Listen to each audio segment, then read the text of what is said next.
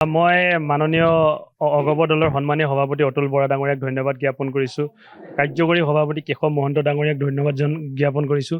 আৰু অগপ দলৰ সন্মানীয় লখিমপুৰ জিলাৰ সভাপতি দীপক বৰদলৈ ডাঙৰীয়াক ধন্যবাদ জ্ঞাপন কৰিছোঁ। সকলো কাৰ্যকৰ্তাক ধন্যবাদ আৰু অভিনন্দন জ্ঞাপন কৰিছোঁ। অগপ দলৰ ভাৰতীয় জনতা পাৰ্টি মিত্ৰজোঁটৰ দল হিচাপে আমাক অগপ দলৰ পৰা প্ৰাৰ্থিত্ব প্ৰদান কৰিছে। তাত আমাৰ ভাৰতীয় জনতা পাৰ্টিৰ ৰাজ্যিক সভাপতি ডাঙৰীয়াৰ অৰিহণা থাকে, আলোচনা হয়। এই আলোচনা মৰ্মে সিদ্ধান্তটো লৈছে। তাৰ কাৰণে মই ৰাজ্যিক সভাপতি দিলীপ শইকীয়া ডাঙৰীয়াক ধন্যবাদ জনাইছোঁ। অসমৰ মাননীয় মুখ্যমন্ত্ৰী ডক্টৰ হিমন্ত বিশ্ব শৰ্মা ডাঙৰীয়াক ধন্যবাদ জ্ঞাপন কৰিছোঁ। আমাৰ মাননীয় সাংসদ প্ৰদান বৰুৱা ডাঙৰীয়াক ধন্যবাদ জ্ঞাপন কৰিছোঁ। মাননীয় লখিমপুৰ জিলাৰ অভিভাৱক মন্ত্ৰী ডক্টৰ ৰণোজ পেগু ডাঙৰীয়াক ধন্যবাদ জ্ঞাপন কৰিছোঁ। সন্মিলিত গণশক্তি অসমৰ সন্মানীয় সভাপতি পৰমানন্দ চাইঙীয়া ডাঙৰীয়াক ধন্যবাদ জ্ঞাপন কৰিছোঁ। তেওঁলোকৰ যৌথ আলোচনাত আমাৰ অগপ দলৰ পৰা যি প্ৰাৰ্থিত্ব প্ৰদান কৰাৰ সিদ্ধান্ত ল'লে, তাৰ কাৰণে মই সকলো ভাৰতীয় জনতা পাৰ্টি সন্মিলিত গণশক্তি অসম অগপ দলৰ সকলো কাৰ্যকৰ্তাক ধন্যবাদ আৰু অভিনন্দন জ্ঞাপন কৰিছোঁ। সমষ্টিটো যিহেতু আপুনি চুকে কোণে ঘূৰিছে, গতিকে প্ৰধানতঃ সমস্যাসমূহ কি কি, যিবোৰ সমস্যা আপোনাৰ চকুৰ আগত ভাহি আহিছে? আছে, বহু কেঁচা পথ আছে আৰু কেইখনমান দলঙৰো প্ৰয়োজন আছে। আমাৰ মেইন দলংকেইখন নিৰ্মাণ কৰি থকা হৈছে, বাঁহগৰা ধূনাগুৰি আৰু আপোনাৰ ঘূনাসুতি সোৱণশিৰি। মেইন সমস্যাকেইটা সমাধান হ'বলৈ গৈ আছে। আৰু এখন দলং আমাৰ প্ৰয়োজন আছে, আমাৰ নআলিৰ পৰা যিখন পূব তেলাহীলৈ যোৱাৰ যিটো সংযোগী পথ, এই নদীখন যদি দলং বনাই দিব পৰা যায়, তেতিয়াহ'লে আমাৰ ৰাইজৰ যাতায়াতৰ যিটো সুবিধা খুব ভাল হ'ব। আৰু এই দলংখনৰ আমি লৈছোঁ পদক্ষেপ।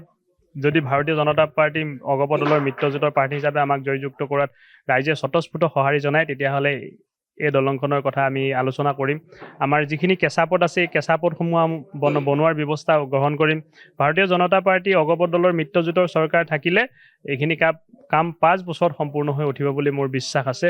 যিহেতু 10 বছৰ এতিয়া ভাৰতীয় জনতা পাৰ্টিৰ মিত্ৰজোঁটৰ চৰকাৰ হৈছে, 10 বছৰত আমাৰ যথেষ্টখিনি নাওবৈচা সমষ্টিৰ উন্নয়ন হৈছে, 50%। সমষ্টিবাসীৰ স্বাৰ্থত আপুনি নিশাৰ ভিতৰতে আচলতে দল সলাবলগীয়া এটা পৰিৱেশ সৃষ্টি হ'ল, কিবা অসুবিধা হৈছে? চাওক, ৰাইজে যিহেতু মোক বিচাৰিছে অগপ দলৰ পৰা প্ৰাৰ্থিত্ব প্ৰতিদ্বন্দ্বিতা আগবঢ়োৱাটো, তাৰ কাৰণে আমাৰ তিনিওটা দলৰ আলোচনা কৰি অগপ দলৰ পৰা মোক প্ৰাৰ্থিত্ব প্ৰদান কৰিছে। আৰু মিত্ৰজোঁটৰ দল হিচাপে মই অগপ দলৰ, বিজেপি দলৰ, সন্মিলিত গণশক্তি অসমৰ তিনিওটা দলৰে মই এজন কাৰ্যকৰ্তা। আনুষ্ঠানিক মোৰ অগপ দলত যোগদান হৈছে, আনুষ্ঠানিকভাৱে মই অগপ দলৰ পৰা প্ৰতিদ্বন্দ্বিতা আগবঢ়াইছোঁ। কিন্তু মই সমানে তিনিওটা দলকে গুৰুত্ব দি কাম কৰিব লাগিব।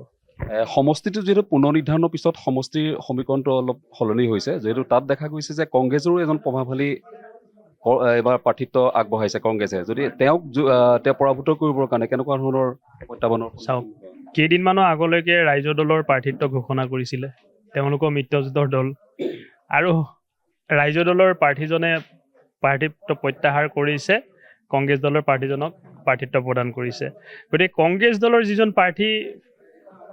প্ৰাৰ্থিত্ব প্ৰদান কৰিছে, তেখেতক অগপ দলৰ হাতীৰ ছবিত প্ৰথমবাৰ তেখেত হাৰিছে আৰু দ্বিতীয়বাৰ আমাৰ মাননীয় বিধায়ক মানৱ ডেকা ডাঙৰীয়াই হৰুৱাইছে। গতিকে হাৰি থকা মানুহ এজনক ৰাইজে কেনেধৰণে সহায় কৰিব, এইটো আপোনালোকে নিশ্চিতভাৱে গম পাইছে। কংগ্ৰেছ চৰকাৰে যি শাসন কৰিছিলে ভাৰত স্বাধীন হোৱাৰ পৰা প্ৰায় 75 বছৰ, তেতিয়া কিন্তু আমাৰ অঞ্চলবিলাকত একো উন্নয়ন হোৱা নাছিলে। আমি বানপানী জৰ্জৰিত অঞ্চলত, বানপানীয়ে গৰকা অঞ্চলত বসবাস কৰা লোক, আৰু এই অঞ্চলবিলাকত ভাৰত স্বাধীন হোৱাৰ পিছৰ পৰা বানপানী হ'লে যিটো সমস্যা হয়, সেই সমস্যা আমি কেৱল ভুক্তভোগী। মই নিজে ভুক্তভোগী, আমি জানো আৰু ৰাইজে জানে। গতিকে ভাৰতীয় জনতা পাৰ্টি চৰকাৰ হোৱাৰ পিছৰ পৰা কিন্তু আমাৰ লখিমপুৰ জিলাত তেনেকুৱা ডাঙৰ বানপানী হোৱা নাই। উদাহৰণ এইটোৱে, আপোনাৰ বৰ বিশেষ নকওঁ মই। আৰু তেওঁ মোৰ হিচাপত প্ৰতিদ্বন্দ্বিতা আগবঢ়াবই নালাগিছিলে। নিশ্চিতভাৱে সকলোৱে সহযোগিতা আগবঢ়াব, কাৰণ তেওঁলোক সকলোৰে লগতে মই আলোচনা কৰা হৈছে, প্ৰত্যেকটো জাতি জনগোষ্ঠীৰ লগত আলোচনা কৰা হৈছে, আৰু সকলোৱে সুদিহা পৰামৰ্শ লৈ মই টিকেটটো বিচৰা হৈছিলে। তাৰ কাৰণে মোক অগপ দলৰ পৰা প্ৰাৰ্থিত্ব প্ৰদান কৰিছে। মই তাৰ কাৰণে সকলো নাওবৈচাবাসী ৰাইজক মই ধন্যবাদ আৰু অভিনন্দন জ্ঞাপন কৰিছোঁ।